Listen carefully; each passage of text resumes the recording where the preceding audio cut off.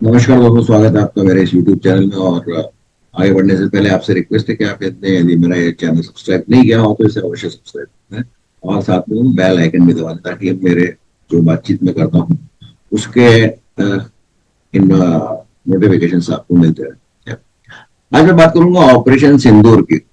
कोई नई बात नहीं है कि ऑपरेशन सिंदूर कोई नया सब्जेक्ट नहीं है, जिस पर आपको बहुत सारे चैनल्स में बहुत सारा सूचनाएं मिलती रही होंगी। कुछ सोर्सेस के आधार पर होंगी, कुछ शायद सचमुच भी हो, कंफर्म न्यूज भी हो जिसको सरकार ने कंफर्म किया हो। तो इस तरह का काफी कुछ चल रहा है और कभी कोई आपको बहुत डरावनी स्थिति पैदा करने की कोशिश करता है। और काफी जो यूट्यूबर्स हैं जो कि राष्ट्रवादी अपने आप को कहते हैं वो कोई ना कोई इसमें से पॉजिटिव और भारत की ने जो हासिल किया है उसके बारे में बात करते हैं।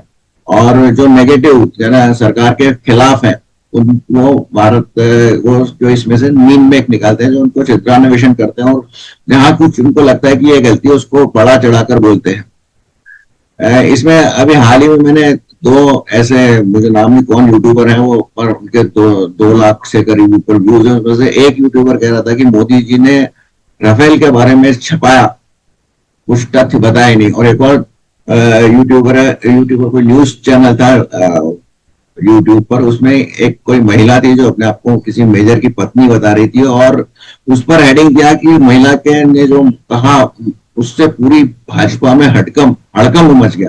तो इस तरह के आपको दोनों तरफ के मिलेंगे। मैं आपको कोशिश करूंगा कि बहुत सिंपल लैंग्वेज में, जितना कि एक आम आदमी को जानना चाहिए।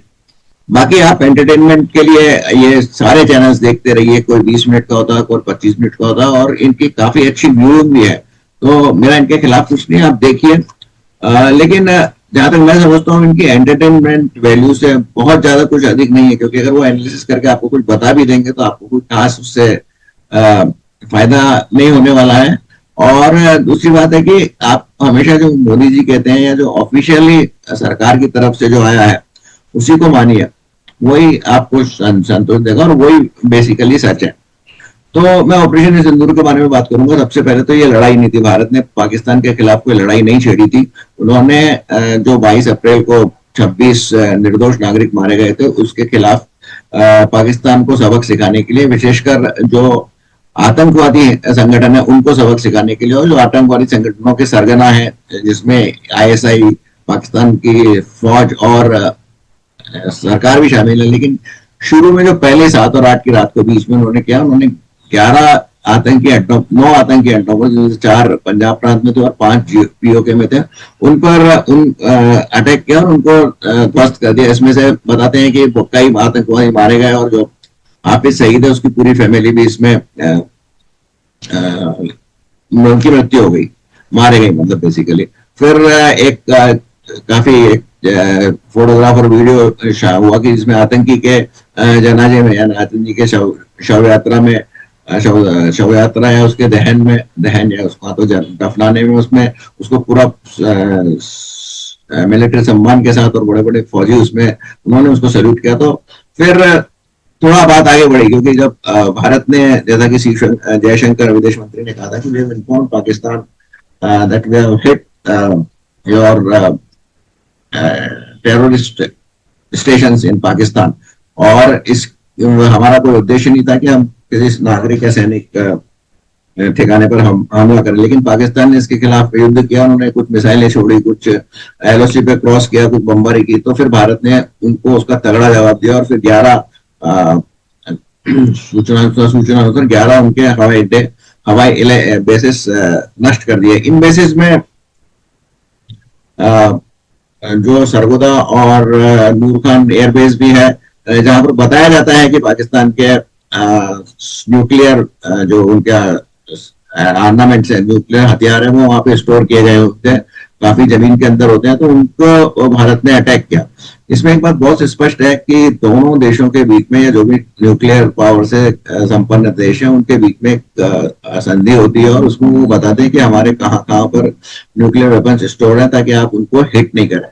तो मैं आपको बताऊं कि जैसा कि एयर मार्शल भारती ने कहा था, जब किसी पत्रकार ने उन्होंने पूछा कि आपने सरगोदा में पाकिस्तान के न्यूक्लियर ठिकानों पर अटैक किया, तो उन्होंने कहा कि नहीं हमें नहीं मालूम, आप बता रहे हो हमको कि न्यूक्लियर ठिकाने। तो पाकिस्तान ने शायद सरगोदा और किराना हिल्स और शायद नूर खान जहां पर जहाँ कहीं वो ये भारत को इन्फॉर्म नहीं किया था। इससे पहले एक और टाइम स्ट्रॉन्ग की बहस में भी एयर चीफ मार्शल भदौरिया उन्होंने भी कहा था कि अगर पाकिस्तान के उस जगह पे हिट किया है तो या तो वो गलती से हुआ है या फिर भारतीय सेना को यह मालूम नहीं होगा कि वहां पर न्यूक्लियर वेपन है। तो भारत को ने जानबूझकर तो किया होगा क्योंकि उनको इनडायरेक्टली मालूम होगा, लेकिन वो उस पर आरोप नहीं लगाया जा सकता है क्योंकि पाकिस्तान ने उन ठिकानों की सूचना भारत को नहीं दी थी।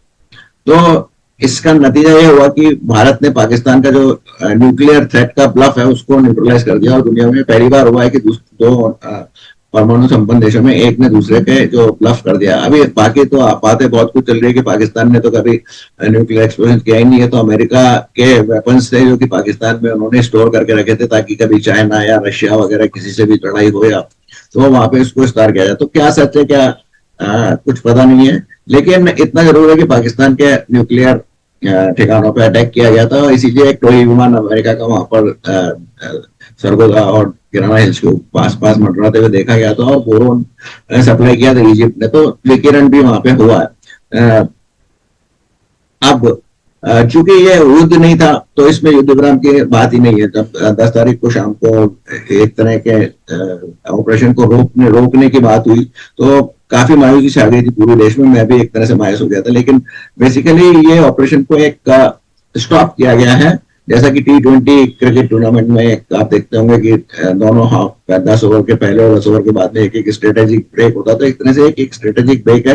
लेकिन इसमें पाकिस्तान को बहुत स्पष्ट रूप से बता दिया गया है कि हमने केवल आतंकी अड्डों पर आक्रमण किया था और आपने से सहयोग मांगा था, आपने सहयोग के बजाय हमारे तरफ मिसाइलें दागी तो हमने फिर उसका जवाब दिया, इससे अधिक कुछ नहीं किया हमने।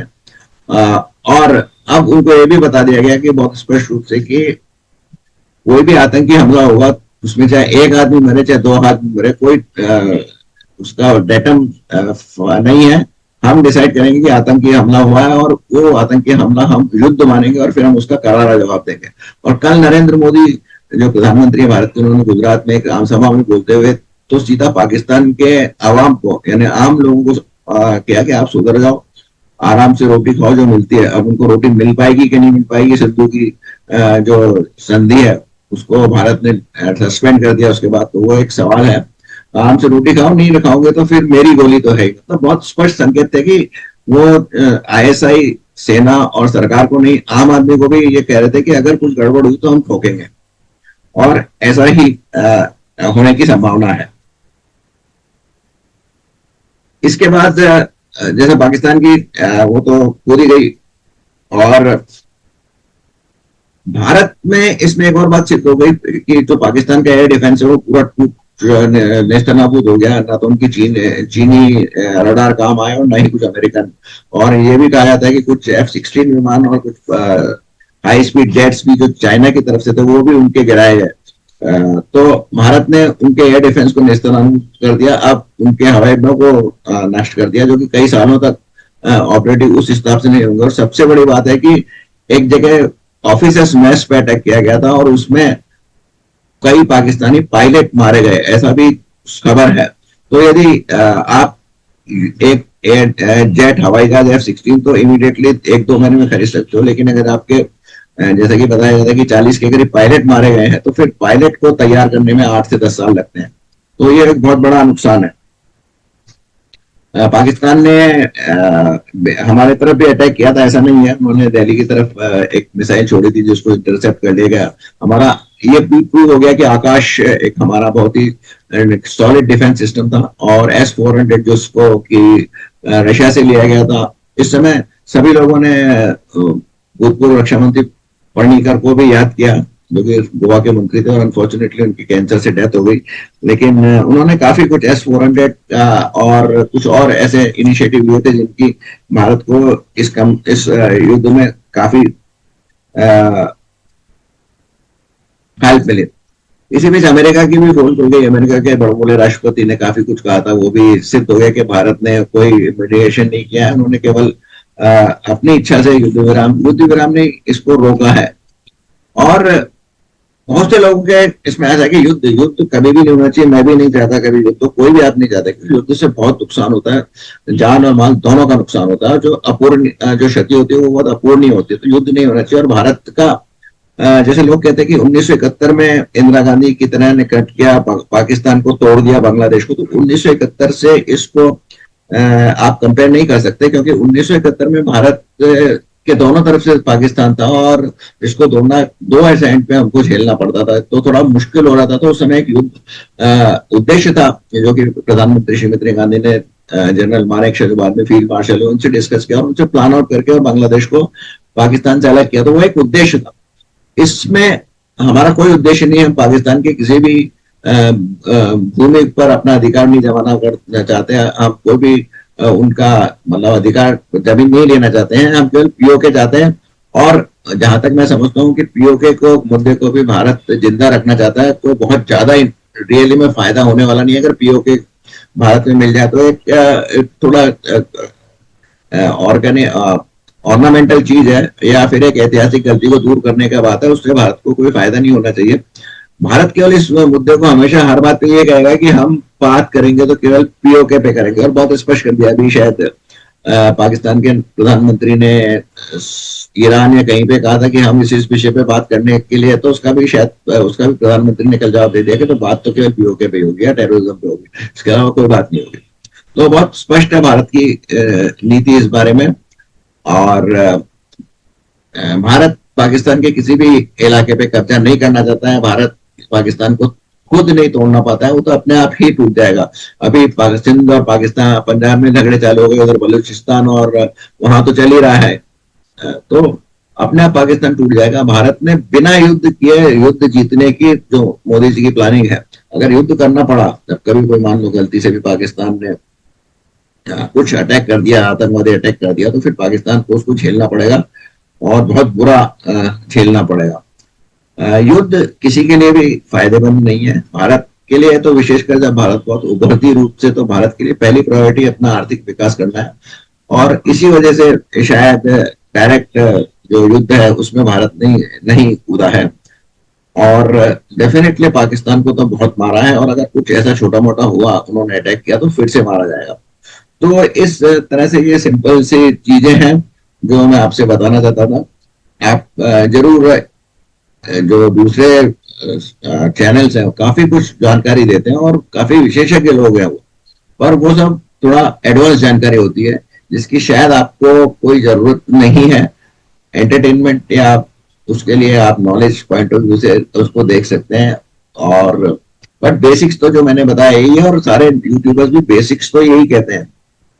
अंत में मैं इतना ही कहूंगा कि नरेंद्र मोदी ने कल स्पष्ट कर दिया है कि ये एक ऑपरेशन था, ये युद्ध नहीं था, हमने युद्ध विराम नहीं किया है, और अगर कुछ हुआ तो हम फिर ठोकेंगे, और ये ऑपरेशन चलता रहेगा, कभी बंद नहीं होगा। तो पाकिस्तान अगर सुधर जाए तो ठीक है, और उसके अलावा जो डिप्लोमेटिक जो इनिशिएटिव भारत ने 6 या 7 टीमें भेज कर सभी 30 देशों में भेजी है, वो अपना काम कर ही रहे हैं। उसमें दो विशेष योगदान दे रहे हैं, एक तो जो कांग्रेस के नेता हैं शशि थरूर, और दूसरा असाउद्दीन ओवैसी। असाउद्दीन ओवैसी काफी बढ़ चढ़कर पाकिस्तान पर अटैक कर रहे हैं, भारत का बहुत ही बखूबी से प्रस्ताव अपना पक्ष रख रहे हैं, और पाकिस्तान को गालियां दे रहे हैं एक तरह से, यहाँ तक कि पाकिस्तान को वो इस्लाम के विरोध में भी बता रहे हैं। तो शशि थरूर को तो डिकोड कर लिया गया है कि क्यों वो ऐसा कर रहे हैं। अभी तक किसी भी पत्रकार ने असाउद्दीन ओवैसी के इस बिहेवियर और इस चेंज इन बिहेवियर को डिकोड नहीं किया है। मैं आपको अगले एपिसोड में इसी बारे में डिस्कस होगा। तो अभी के लिए इतना ही। अगर आपको ये बातचीत अच्छी लगी हो तो इसको लाइक कीजिए, शेयर कीजिए। बहुत बहुत धन्यवाद।